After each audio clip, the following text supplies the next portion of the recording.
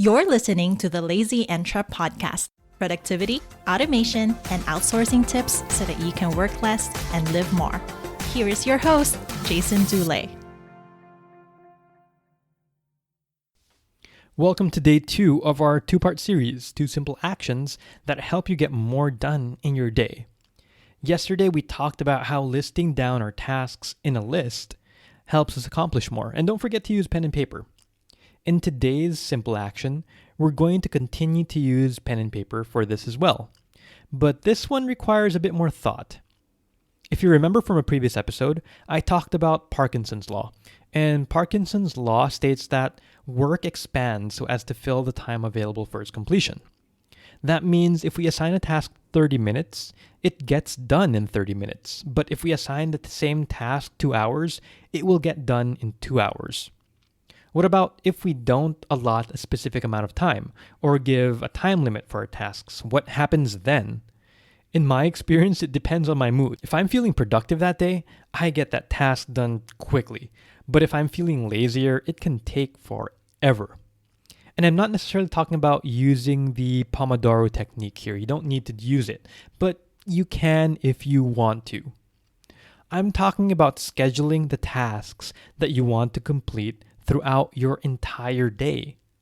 Let's say we're doing this at the beginning of the day, and we want to plan our day effectively. Remember the task list we had from yesterday? Well, what we need to do now is take a look at this list and choose which tasks we want to get completed on this particular day. Then, assign durations to these tasks. And remember to keep the Parkinson's law in mind. Whatever time you assign a task is how long it will take to complete it. So my advice is to be very aggressive with your estimates. If you estimate a task can get done between 30 to 60 minutes, try assigning 30 minutes to it. Lastly, assign time slots to these tasks. And this part is important. For us who live with the philosophy of working less and living more, we don't want our work time overflowing and spilling over into other aspects of our lives like family or hobbies. Those are important too. So we should define our work hours, our family hours, our hobby hours, and so on by assigning time slots to the different aspects of our lives, to these different tasks, and keeping a schedule of what task needs to get done at what time.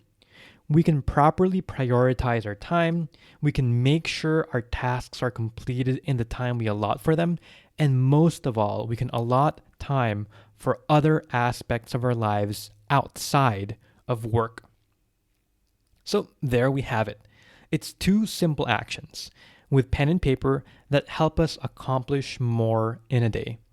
Number 1, just go ahead and list down your tasks, strike them out, keep them next to you. And 2, schedule your tasks and schedule your time slots.